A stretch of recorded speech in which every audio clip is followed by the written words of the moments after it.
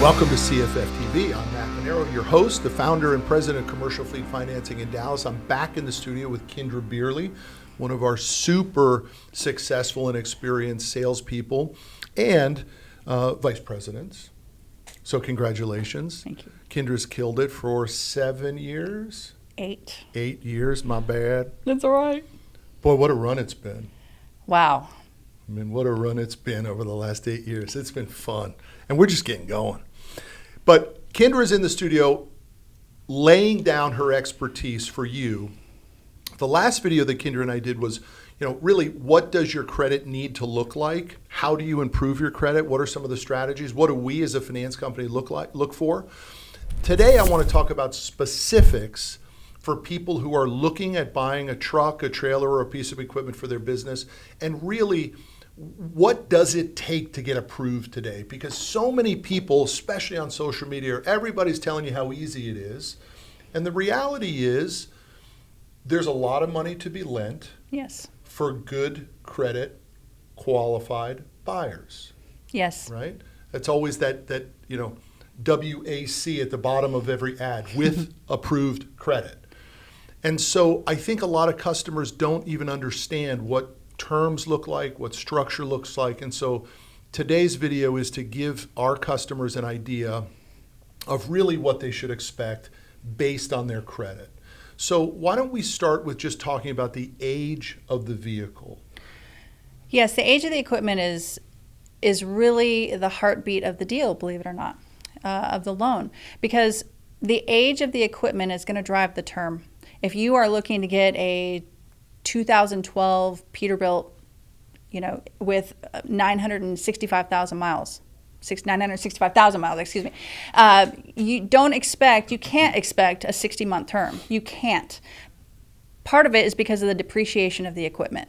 And not to mention the fact that if that truck hasn't had an overhaul, what's going to happen in 10,000 miles? It's coming. It's coming. And it's not an if, it's a when. And you have to be prepared for that. Yeah. Now, one thing that I love about our finance company is we actually do understand used equipment probably better than just about anybody. And we understand that in certain applications, you don't necessarily need to buy new equipment. No. A perfect example is when we finance tow trucks, a heavy duty, picture just the biggest tow truck you've ever seen going up and down the highway. It's rare that customer is buying a brand new chassis and a brand new body, paying sales tax, paying federal excise tax at 12% on that as well. And before you know it, you've got a $750,000 truck going up and down the road that will do the same job as a $350,000 used truck. And what we see in that world is a lot of people will put a new bed on the back of a used chassis. So we do understand that. And we're wide open to talking to you and listening to you about that. What Kindra was mentioning a minute ago, though, was we also don't want to help you get into this repair and maintenance trap. You saw a good deal on that 9-year-old piece that, in your example, 985,000 miles on it, and you think it's the right fit to add to your fleet. And we're going to say, are you sure it's the right fit? Because it's going to be a shorter term, so your payment's going to be higher. Mm-hmm. The rate will most likely be a little bit higher, the interest rate being charged. And what do your cash reserves look like? Because in a very short period of time, you're going to have to rebuild that engine or do real repair and maintenance, which is going to take it out of service, which is going to impact your driver satisfaction, which is going to impact your service to your customer, and it's going to cost you a lot of cash, and it's going to lose the revenue because you can't be putting that truck to work. Yes, that's absolutely correct. I'll be honest, if they are a one-truck shop, I dissuade it, highly dissuade it, because how are you going to pay your bills if your truck is in the shop? You can't. You absolutely cannot. If you have a fleet of trucks and this is a spare, or if this is something that's going to be used for a specific purpose, sure, you have a backup plan. But if you are coming into the business brand new, you haven't really done your due diligence on trucks in general, I would never, ever, ever recommend putting a customer into an older truck like that. Yeah. I don't feel right doing it because I know what's going to happen. Yeah, I mean, that's the difference of working with a company that's experts in transportation and just somebody who's a generalist, you know? Yes. I mean, if you call the same company that finances restaurant equipment to buy your Class 8 big rig, you're going to get a very different answer. The answer is going to be, of course we'll do it, right? You call our office, we're going to work with you and consult you on what's the right decision. So as we're talking about what to expect, let's talk about time in business, right? I'm a startup. I've been in business 10 years. Let's talk about the difference of how that approval looks. Well, if you are a startup, you've had your CDL for how long?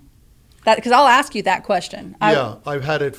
I've been a company driver, and so I've had my CDL for 5 years. But now I'm just buying my first truck to go into business for myself. Great. I will say fantastic to him because he's willing to take the leap from working for the man to being his own boss. And that's scary. That's a scary thought, especially if you are purchasing used equipment, because you don't know how that piece of equipment was treated. I mean, you have to do your due diligence on there. So what I highly suggest is having a mechanic go out there and check out that truck just to make sure it's sound, do a Carfax just to make sure it hasn't been in any accidents. I've seen so many of those, they're just completely unaware. And we're still kind of talking about used equipment. Maybe you want to buy a vehicle from the fleet that you've been driving for because you know their repair and maintenance and you know their schedule and all that sort of stuff. And maybe you can buy as they're trading, you might be able to buy one of those. I mean, we would suggest, and Kindra, correct me if I'm wrong, but we would suggest if that's the move you're making, try to get that truck with 400,000 miles on it, 100,000 miles of warranty still left on it, right? So, you know that you can run another 600,000 miles, which is 3 years, 4 years without big problems. With some protection. So back to the time in business thing, whether they're buying new or used, how does time in business impact their approval? Because the underwriters don't know what you're about yet. When you're a startup, it's a huge risk. What's the percentages of businesses that fail in the first 2 years? 50% in the first year, 90% by year 5. Perfect example. So underwriting is going to step back, see what you've done previously, and then, you're not going to get a 5% rate on that. You just can't. It's not reasonable with the risk that is being done by you being a startup in the industry. Now, no, you're not a startup in the industry. You're a startup as in owning your own company. You've never done your own, taxes for your company. You haven't paid all your bills for your company. It's a lot of work. Yeah, it's a different life too. It really is. You move from getting your guaranteed check to finding your check and finding your freight and all that stuff. But we approve startups. We do. And we approve them with good terms. Yes, we do. So let's give people an idea. Down payment, monthly payment, let's say $100,000 deal.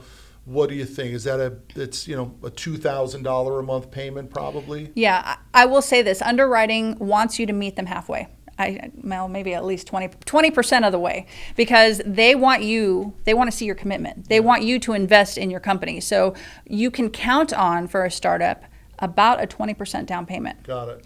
And that's to make them feel a little bit better, but it's good for you too because it gives you a little bit of equity in that truck.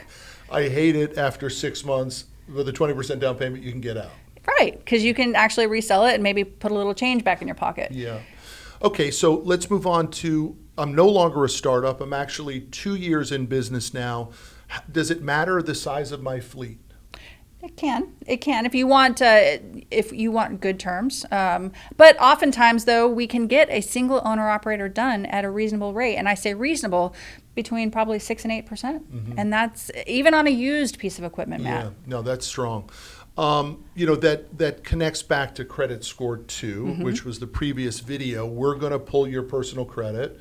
So let's say that I am 3 years in business. I have 5 units in my fleet, but my credit score is a 650. What's going to happen to me? Count on a down payment.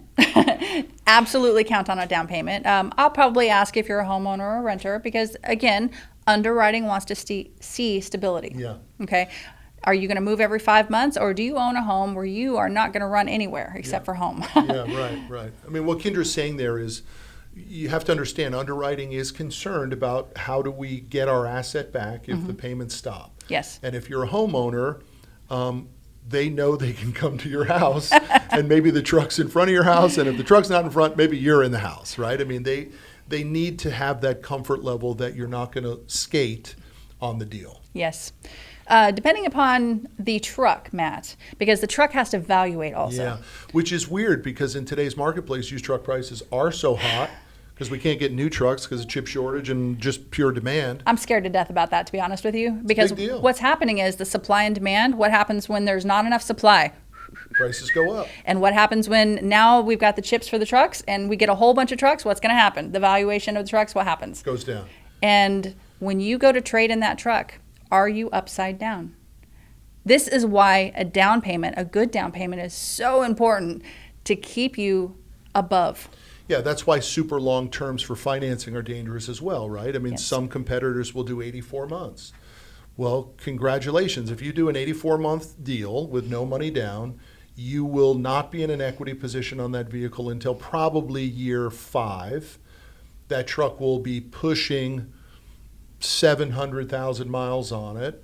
And if you time the cycle right, maybe you'll sell it for top dollar. If you time the cycle wrong, you could get your clock cleaned on it. Yeah, I've seen many, unfortunately.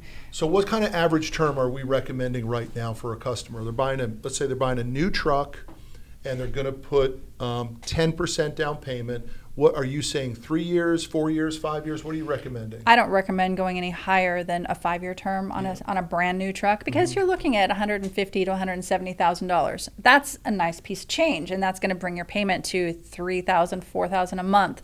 Now, if you are hauling heavy equipment or a lot of refrigerated goods or something that's odd, something that pays a lot, sure, you can potentially afford that. But if you have a dry van, if you are, just flatbed, if you are pulling general freight, you are not going to get the same paycheck as the ones that are hauling the others. Right. Yeah. So you cannot, unless you've put away for it and planned for it, you shouldn't purchase on a 3 or 4 or 5 year because you will go what I call truck broke. Yeah. So, and I never want to see that. I want you to thrive and I want you to be able to put money away. So when the time comes and you need to trade that truck in, you will be prepared regardless of where the market is right now on trucks. All right, so we have a great tool on our website. If you go to cffnationwide.com, upper right-hand corner, click Budget Builder, and a lot of the things that Kindra is talking about behind the scenes become very explanatory for you. You simply type in the amount of revenue every month, what your primary expenses for your driver, for your insurance, for your fuel, what your reserve account was going to be. We always recommend that you save at least $1,000 in a repair and maintenance reserve account. Hit calculate, and it's going to tell you what roughly the gross profit of that vehicle is going to be. And we always say here, never buy a piece of equipment until you run it through the budget builder. Oh, yes, absolutely. But here's the catch. Here's the thing. If your growth is there, if you have the financials and if you got the work, is one truck enough? Yeah. Yeah, no, that's right. And we've had that happen so many times where we run the customer through the budget builder and it says they're going to make $10,000 a month. And the question becomes, why are we only doing one deal? Right. Why don't we put 2 trucks to work or 3 trucks to work? Yep. We're here to help you grow. We're not here to just do a loan for you. So let's talk about real terms. I'm buying a $150,000 truck.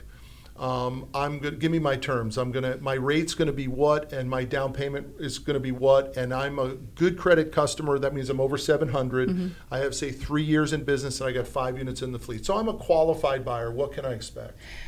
So there's the recommendation, and then there's what truly could happen. I always recommend doing a down payment. Again, it's going to protect yourself. However, we do have 0 down approvals available. Yeah. I'm not going to tell you not to do it if that is something you really want to do. So you'll get up to, and again, this is going to be your choice on what the best case scenario is. You can get up to 72 months on a term. You could do anywhere from, on a good credit customer, well qualified, it could be anywhere from 5.25 to 7, let's call it that. Mm-hmm. All right, so the math on that, let's say we did $150,000 on a 60-month term, 0 down, and say the rate was 5.5. That's going to drive, this is off the top of my head here, but that's going to be somewhere around probably $3,250 a month is the monthly payment on that. Yeah. So you really need to make sure that you're generating $15,000 to $20,000 a month in revenue, which is, call it $180,000 to $240,000 a year in revenue. to be able to justify that purchase. Would you say that's reasonable? I would absolutely say so. Yeah, somewhere in that 180 to, I mean, I can remember, in the early days of commercial fleet where if a truck generated $125,000 to $150,000 a year in revenue, that was considered pretty good and you could make money on that. Today, with the cost of new equipment and just the cost of everything in general, you really need to be in that $15,000 to $20,000 a month range to really be able to operate your trucking company profitably. Yes, that's absolutely correct. But you need to do that anyway because you do need to feed your family. It's not just the expenses that you're talking about. You still need to allocate funds for your family. Mama needs a new pair of shoes, Don't buy a piece of equipment until you run it through the budget builder and get an idea of what the gross profit will look like on that vehicle. It's free, cffnationwide.com, upper right-hand corner, click budget builder. Any final takeaways of what somebody can look for when they're purchasing a piece of equipment from us or any other finance company? I mean, it kind of goes back to our first video, which is be prepared. Yes. Let's get our bank statements ready if needed. Let's get our tax returns. Let's get copies of the contracts. Let's get our credit tight, and then present as a super qualified. Make our job a little bit easier, right? We'll fight for you, but just help us fight with you, for you. Absolutely. You as an astute businessman or woman need to know and understand all aspects of your business because we're not going to understand that. I mean, it's your job to tell us so we have a clear picture on the story that we need to tell underwriting. So make that story crystal clear for us. Yeah, help us help you. Yes. All right, Kindra, as always, thanks. Great information, super professionalism. Give Kindra a call if you're looking for that next piece of equipment. Commercial fleet financing out of Dallas. Kindra, thank you. You are welcome.